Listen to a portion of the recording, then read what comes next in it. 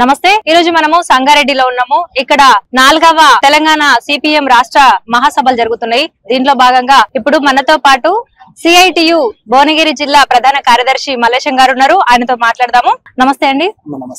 అయితే మన భువనగిరి జిల్లాలో మీరు ఇదివరకు చేసినటువంటి పోరాటాలు కావచ్చు, అవి ఎలాంటివి చేసిండ్రు, అసలు సమస్యలు ప్రధానమైనటువంటి సమస్యలు ఏంటి?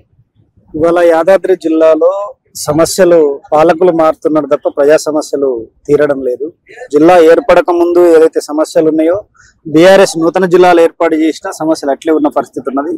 సిపిఎం పార్టీగా సిఐటిగా నిరంతరం ప్రజా సమస్యలపైన పనిచేస్తున్నాం. ముఖ్యంగా యాదాద్రి భువనగిరి జిల్లాలో ఒక కాలపుట విషయంలాగా మారిన పరిస్థితి మూసి ఉన్నది.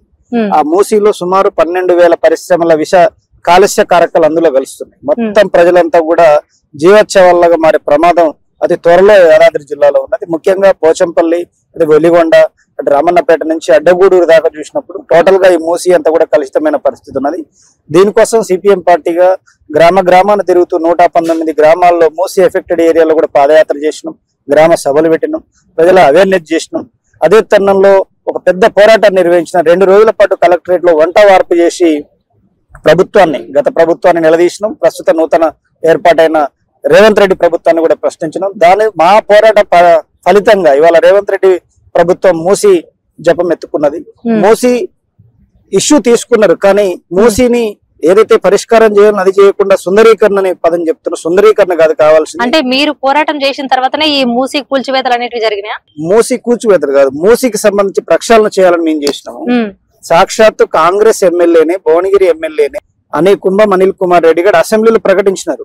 సిపిఎం వాళ్ళు యాదాద్రి జిల్లాలో పోరాటం చేస్తున్నారు, మేము వెళ్తే నిలిచే పరిస్థితి లేదు, అడుగుతున్నారు అని చెప్పి టోటల్ అసెంబ్లీనే ప్రశ్నావళి ఆయన మాట్లాడిన పరిస్థితి. అంటే మా పోరాటం ఒక అసెంబ్లీలో ప్రశ్నించే స్థాయికి తీసుకెళ్లగలిగింది కాబట్టి ముఖ్యమంత్రి వాళ్ళ మూసి ఎజెండాను పట్టుకున్నాడు.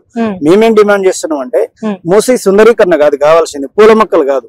అక్కడ ప్రజలకు ఏదైతే ఈ కాలుష్యం ప్రభావం ఉన్నదో ఆ కాలుష్యాన్ని లేకుండా చేయమంటున్నాం. దీనికి చేయాల్సింది మొత్తం పరిశ్రమల్ని రాకుండా చేయాలి, పరిశ్రమల నుంచి నీళ్లు రాకుండా చేయాల్సిన అవసరం ఉన్నది. ఉన్న మూసిలో ఎస్టీపీలను ఏర్పాటు చేసి ఆ మూసి నీటిని ప్రక్షాళన చేయాలని చెప్పి మేము డిమాండ్ చేస్తున్నాం. ఇక ముందు ఎలాంటి నిర్ణయాలు తీసుకోబోతున్నారు? మీ ఎజెండా ఎలా ఉండబోతుంది? ఇప్పటికీ యాదాద్రి జిల్లాలో ముఖ్యంగా బసవాపురం ప్రాజెక్టు ఉన్నది. ఆ బసవాపురం ప్రాజెక్టు పరిధిలో బిఎం తిమ్మాపురం గ్రామం మొత్తం మునిగిపోతున్నది. అక్కడ నిర్వాసితులకు నష్టపరిహారం పూర్తి స్థాయిలో ఇవ్వలేదు. అదే కాదు, చుట్టుపక్కల గ్రామాల్లో కూడా నిర్వాసితుల సమస్య ఉన్నది. తర్వాత కేసీఆర్ ఫామ్ హౌస్ నుంచి యాదగిరిగుట్టకేస్తున్న రోడ్డులో అనేక మంది ఇండ్లు కోల్పోయినారు. దానిపైన మేము కేసీఆర్ ఫామ్ హౌస్ రోడ్డు బాధితుల సంఘం అని పెట్టి పోరాటం చేసినాం. అక్కడ కొంతమందికి వచ్చినా ఇంకా కొంతమందికి రాలేదు. ఇక్కడ కాలువలు పోతా ఉన్నాయి, బునాది గాని కాలువ. ఈ కాలువలకు సంబంధించిన నష్టపరిహారం కింది దాకా అందలేదు. తర్వాత ఈ కాలువలకు సంబంధించిన నష్టపరిహారం పూర్తి ఇవ్వాలి, నిర్వాసితుల సమస్య పరిష్కారం చేయాలి.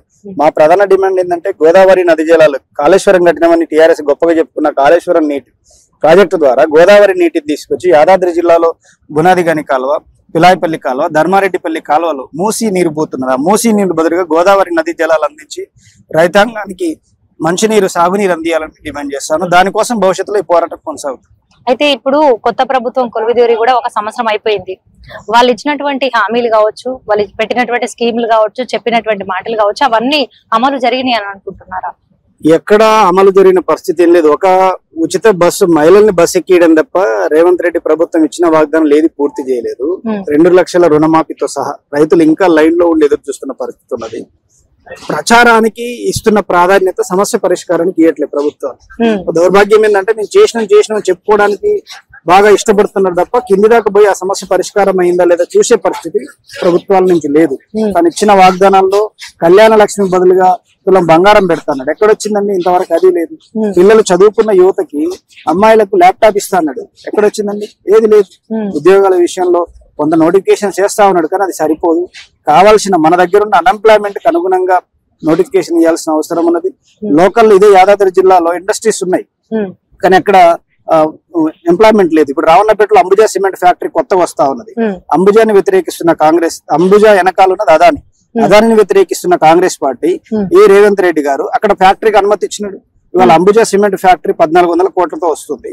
అక్కడ రామన్నపేట ప్రాంతంలో కనీసం రా మెటీరియల్ కూడా లేదు, ముడి సరుకు లేదు, ఎక్కడి నుంచో తీసుకురావాలి. అక్కడ 365 ఎకరాలు స్థలాలను సేకరించిండు అదాని వాళ్ళు. ఇప్పుడు ఆ పరిశ్రమ పెడితే రామన్నపేటతో పాటు చుట్టుపక్కల 10 గ్రామాలు కూడా మొత్తం కలుషితమైపోయే ప్రమాదం ఎలాంటి ఉంది. నష్టాలు జరగబోతున్నాయి ఇప్పుడు ఈ అంబుజా సిమెంట్ తీసుకురావడం వల్ల ఆ చుట్టుపక్కల ఉన్నటువంటి ప్రదేశాలకు ఎలాంటి నష్టం జరగబోతుంది అంటారు? ఒకటి ఇండస్ట్రీ, సిమెంట్ ఇండస్ట్రీ యాదాద్రి జిల్లాలో, ఇంతకు ముందు ఉమ్మడి నల్గొండ జిల్లాలో మేలచెరువులో ఉన్నది, వాడపల్లిలో ఉన్నది. అక్కడ పోయి చూస్తే స్పష్టంగా కనపడుతుంది. సుమారు 10 కిలోమీటర్ల వరకు చెట్లు నీకు ఆకులు కూడా పచ్చగా కనపడవు, బూడిద కలర్ లో కనపడతాయి. మొత్తం కూడా యాష్ అంతా లేచి ఆ చెట్ల పైన పడుతుంది. దుమ్ము, డస్ట్, తర్వాత సౌండ్, తర్వాత వాటర్ పొల్యూషన్, మొత్తం రకరకాల శారీరక సమస్యలు, మానసిక సమస్యలు కూడా వచ్చే ప్రమాదం ఉన్నది. ఎందుకనంటే అక్కడ వస్తున్న శబ్దాలు మనం మనిషి వినగలిగేది 20 నుంచి 20,000 ఎజిబుల్ సౌండ్ వింటాడు, అది శాస్త్రపరంగా చెప్పేది. కానీ అంతకు మించి కూడా కొన్ని సందర్భాల్లో దగ్గరున్న వాళ్ళకి వచ్చే ప్రమాదం ఉంటది.